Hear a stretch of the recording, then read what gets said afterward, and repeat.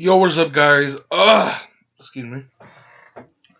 Today we are going to react to 13 Even More Animated Horror Stories compilation by Llama Arts. Again, I haven't watched Llama Arts in a while. Like, I reacted to a couple of the videos a couple months ago, and you guys remember how that went down, which was pretty bad. But this was a 2018-2019 compilation. I didn't really watch those, but let's just see how this goes.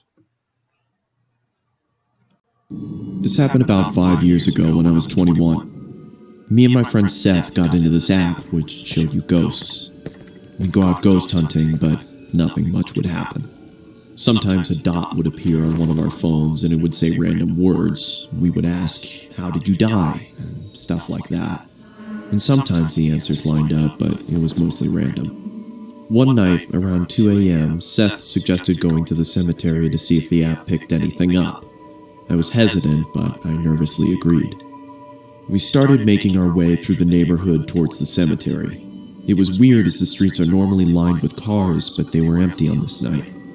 We walked down the middle of the road with the app running, but it wasn't picking anything up.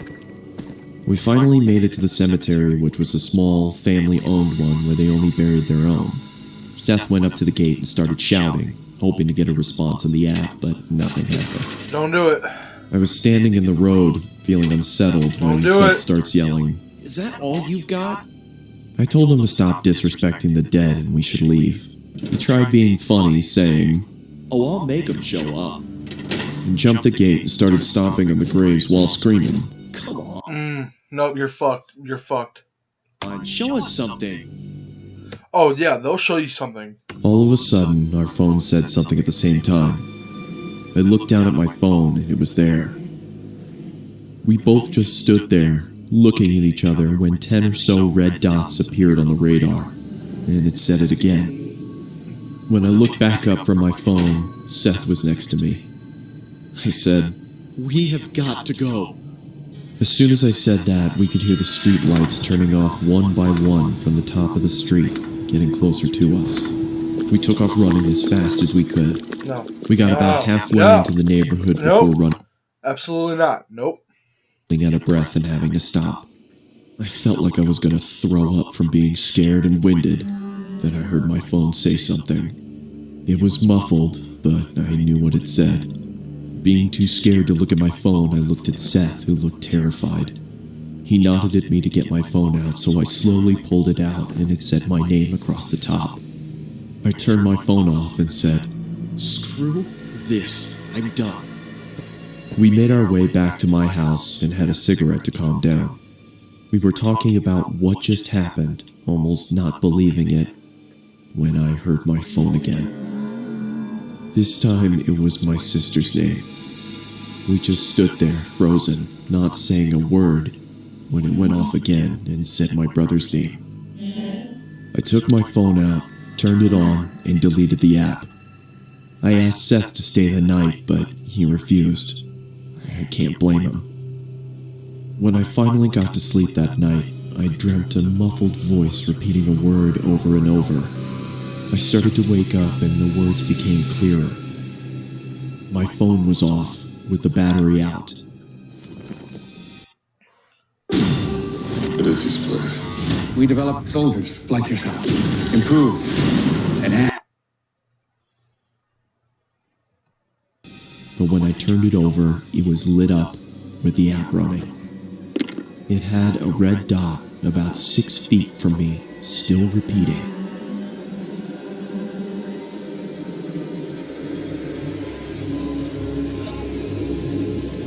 No, no, no, no, no, no, no, no, no, no, no, no, no, no, no, no, no, no, no. Fucking creepy ass shit. I woke up the next morning and went to the bathroom. I had a razor-thin cut from my left shoulder to my right hip. I don't know what happened that night, and nothing has happened to me since. Needless to say, I don't mess with that kind of stuff anymore. No. Fuck that, dude. 2 disturbing horror stories.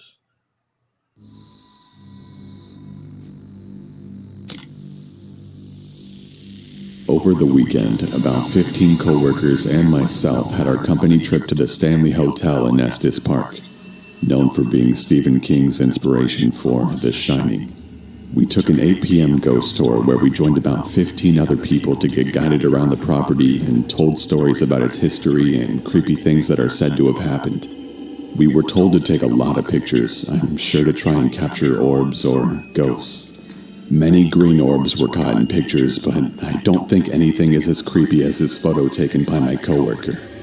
A little girl in a hot pink dress who was definitely not on our tour. And apparently, years ago, a young girl who was 12 to 13 by the name of Lucy was squatting in the basement of the concert hall, which is where this photo was taken, and she was discovered upon plans to begin some construction. She was forced to leave, and the night got below freezing, so she froze to death. Everyone on my tour has vouched that this girl was not on our tour. I mean, who wouldn't remember someone wearing hot pink? The man pictured as our tour guide, no one would have been in front of him. I am convinced that this is the ghost of Lucy. Just one more added note, though I doubt anyone would believe me. But there was only one time throughout the tour where I felt any strange energy or feeling. And it was right there, headed down to the basement of the concert hall. Fuck that. I've always loved sci-fi. And the idea of being right on the edge of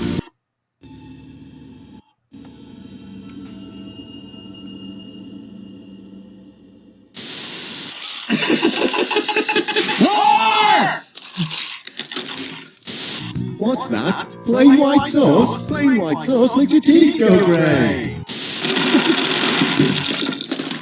What the fuck is this? What the hell was that? That was just completely random. This happened a few weeks ago when I was walking home from school, excited that my freshman year was coming to an end. It was a Tuesday night when I was turning in my last essay for history. I left it to the last minute, and the teacher actually made me complete it before I could go home. I hated my teacher for that. Around 8 p.m., I had finished that goddamn essay and was walking home. The rain had stopped, and there was a beautiful sunset. Suddenly, I noticed something. There was a red 2016 Toyota Camry right behind me. I got goosebumps thinking it was following me. I didn't look back and started walking in my apartment's direction. I wanted to go to a busy road to feel safer. Just then... What the hell? He's wearing a Donnie Darko shirt. It says Corpse Husband, but you can clearly tell it's a Donnie Darko shirt because if you guys have ever seen Donnie Darko, which is a pretty good movie, that's the bunny from the movie right there. He's wearing I don't know. It says Corpse Husband, but I think it's actually Donnie Darko. I don't know. Donnie Darko's a good movie though. Then, the car sped up, stopping right next to me. A middle-aged man asked me where I was headed and suggested to Man, look at that nose, bruh. Poke an eye out. drop me off. I said no thanks, but the man wouldn't leave and insisted. I wanted to tell the man to... If you guys notice, he uses a lot of the same characters. I don't blame him because I mean, here's the thing. I've seen a video of how Llama Arts. I think it's a she who actually makes these. Yeah. So she basically Llama Arts. I think it's a she. I don't know. That runs it, but Llama Arts basically they use he or she whatever Llama Arts use like this tablet thing and then like they draw. It takes a while to just draw one character. That's why he uses multiple. Yeah, is what I've seen because I looked up how to edit videos, and that showed up. Whatever. I don't edit videos, but I mean I will eventually. Just fuck off, but I took off running instead. I heard a loud noise and at the same time felt something I can only describe as a sharp vibration hitting my flesh. Oh! I fell to the ground not knowing what happened. Out of adrenaline, I was about to get up and run again as I felt a heavy arm grab me by the mouth. Then the pain set in. I realized that I was shot. There was another man next to him that searched my pockets. He grabbed my phone and threw it on the ground as he tied my legs and taped my mouth. They quickly put me into the trunk of their car and then started driving. I could feel that we were going very fast, and I'm sure that we hadn't stopped at all for a good 30 minutes. I was feeling my blood soaking into my shirt, which scared me the most. I was certain that I was going to die. I was thinking about my parents and what they would feel when they heard that I was missing. Then the car came to a stop. By some miracle, I heard a police officer asking for IDs and driver's licenses. I wanted to yell for help, but nothing came out. Just then, I heard 3 to 4 gunshots. I heard another cop yelling, Man down! Man down! Shots fired! I was begging the cop to find me. Then I heard the cop searching the car. I was feeling joy as my pain was growing worse. Seconds felt like hours. The officer then opened the car's trunk and suddenly started firing at me out of a fight or flight response. Thankfully, the bullets missed. The officer quickly caught up to the fact that I was kidnapped and injured. He called for backup immediately, and it arrived in minutes. They placed the injured officer onto a gurney and drove off in an ambulance. Finally, when the scene was safe, they called another ambulance for me. I woke up in the hospital. The news media was everywhere. I was fine after a few days, but later learned that the officer that was shot didn't make it. I don't know if those men are still alive or rotting away in a prison for killing an officer.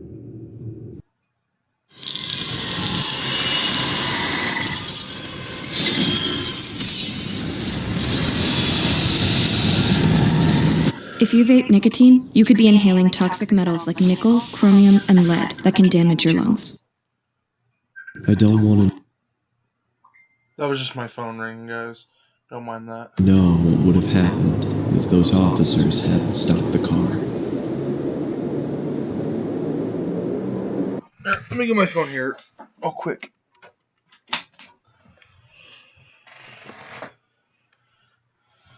I'm gonna do a part 2 to this video, so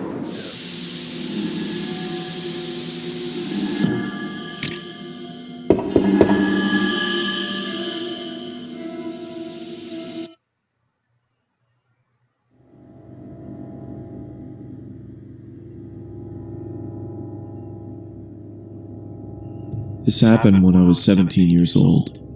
I would go to the gym 3 to 4 times a week and ride the bus home. It was a Sunday and I had just missed my bus, so I had to wait longer for another one. I would have called my parents, but they were out for the evening, and taxis charged more, so I decided to sit and wait in the bus shelter. It was a cold night and snow had just started peppering the ground. My bus was taking longer than usual, so I got my phone out and listened to some music. Almost an hour had passed. It was freezing and I hadn't seen anyone at all. That was until I noticed something out of the corner of my eye.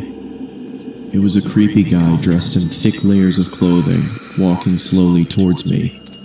I knew staring at him would draw more attention, so I just focused on my phone. He sat down at the other end of the shelter and just stared at me. There was something off about him. He seemed like he was either drunk or on drugs. He then asked, "What does the boss do?" I took out my earphones and said, "I think it's delayed, because of the snow." He stared at me for a while, then started mumbling to himself. He was really starting to creep me out, so I pretended to be on my phone. After a couple of minutes, I took another look. He'd moved closer to me.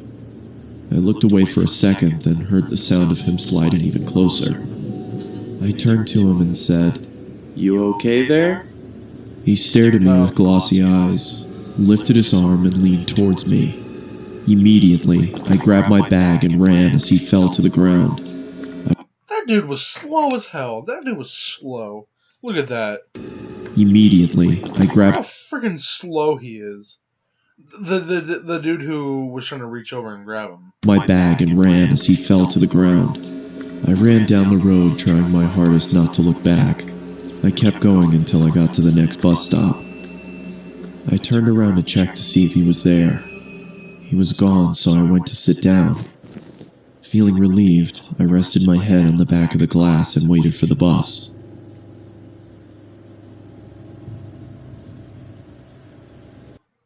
Peacock has The Office, Oh, well. a show about paper.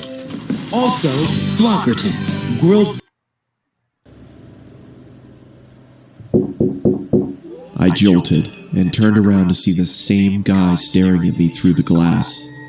What the hell is wrong with you? Okay, you know, I'm gonna check something. I'm on famous birthdays right now. I'm gonna see Llama Art's birthday, or I'm gonna see who Llama Art is. So Llama Art is okay. So it is a she. Llama Arts is a she. Okay. I was kind of guessing that, but I wasn't for sure. Okay, but Llama Arts is a she, and she was born and raised in England. Okay. Then he started walking around the shelter towards me. Here's the thing. She takes videos from Mr. Nightmare and some other videos, and she animates them to go along with the audio narrations. I'm warning you, stay back! I yelled in panic as I was backing up. I wanted to run, but I left my bag in the shelter and I couldn't leave without it. Suddenly, the man leaped at me and I quickly moved out of the way. He fell to the ground face first. Yes, bash his head in. I froze in shock, then noticed the blood coming from his face. I tried to get a response out of him, but nothing worked. I called the police and paramedics and they arrived shortly after. I told them what had happened and they told me that the guy was on prescription drugs. They found a photo in his wallet of him and his son. The boy looked just like me, so we assumed he thought I was him. I later learned that he had lost his son in a custody battle and went off the rails. Oh, well, now I feel bad. I mean, at first I was feeling creeped out, but now I just feel bad. He was taken away for treatment. That was the last I saw of him.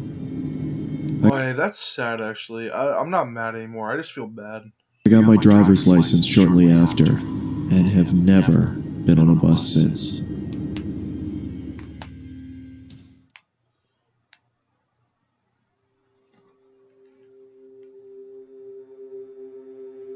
It was November of 2006. I was a 16-year-old kid living in the town of Altoona, Iowa. I went to bed early one night because I had to work the early shift at McDonald's. As I slept, I had a dream that I was running through downtown Des Moines, but I wasn't on a jog. I was running from something. As I ran around the corner of a building, I came face to face with my pursuer. A tall man wearing a trench coat and a top hat stood in front of me. The only thing visible of his face was his eyes. They were abnormally large with black pupils, and it looked at me as if it wanted something. After what felt like hours, he reached out his bony hand, as if he wanted me to go with him. I woke up violently from my dream, and after catching my breath, I peered around my room to see if I was safe. As I stood up from my bed, I noticed that I could see my breath. Feeling confused, I checked my window. It was latched shut. I then walked over and checked my vent. I could still feel warm air coming from it. As I sat back down on my bed, I tried to figure out what exactly was going on. That's when the figure from my dream appeared at the foot of my bed. I scrambled back to my headboard. What do you want? I asked, trying to hide the shakiness in my voice. With the same bony finger, it pointed at me. Growing up in a religious home, I believed what I was looking at was a demon. I told the creature to leave. It just waved its finger at me, and with a low voice, it spoke to me. Never leave. Always here. The creature then screamed loudly and disappeared. A feeling of nausea came over me, and I vomited on my floor. The last thing I remember was cleaning myself up and waking up to my alarm. It's been about a month since I had seen the top hat wearing man in my bedroom. The Christmas season was in full effect. My parents weren't home because they got invited to some kind of event, so it was only me and my 3 sisters at home. I had to wake up early in the morning for work, so I decided to go to sleep. I rested my head on my pillow and closed my eyes. Not even 30 seconds passed until my sisters burst into my room and started singing obnoxious songs. This of course made me very angry, but I thought if I ignored them that they would leave me alone. This was not the case. As I pulled the blankets over my head, I started to feel the same cold feeling that I had in November. As the obnoxious singing subsided, I lowered the blanket below my eyes and saw the man standing in the corner of my room. In one swift motion, he charged towards me, and I blacked out. Oh, that scared me. Oh. In one swift motion, he charged towards me, and I blacked out. When I finally came to, I found that my sisters had locked themselves inside the bathroom. As I knocked on the door, they told me to go away. I asked them what happened, and all they could say was Mom and Dad were on their way home. I looked down and saw that my hand was slightly bloody. Holes were in the bathroom door, and a broom was sticking out of the wall. I then walked into the living room and found that there were knives stuck into the wall as well. The same wave of nausea passed over me, just like in November, and I threw up again. As I was cleaning up, my parents walked through the door. My father immediately walked over to me and gave me a good beating. Then he sent me to my room. I went to bed crying, not from the beating. I was crying because of the confusion. I had no idea what was going on. The next morning, my sisters reluctantly sat next to me and told me what had happened. They said I got angry and chased them down and tried to hurt them. They said my eyes were red to the point where they thought I was bleeding from them. They said I sounded like a different person. In 2011, that was the last time I saw the top hat wearing man. I just moved into a new apartment, and after a long, stressful day of unpacking, I took a shower and got ready for bed. As I started to drift off, I could feel that cold feeling again. I lifted my head and saw the man standing in front of me. The man's eyes were red now. With a low voice, just like on that November night, it looked at me and said, Never leave. Always here.